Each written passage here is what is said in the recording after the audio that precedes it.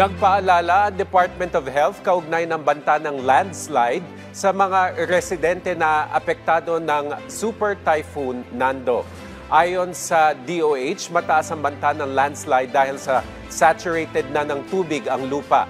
Kaugnay nito, nanawagan ang ahensya na maging alerto sa mga senyales tulad ng bitak sa lupa, pagtabingi ng mga infrastruktura, biglaang pag-agos ng tubig o putik at hirap sa pagbukas ng bintana o pinto.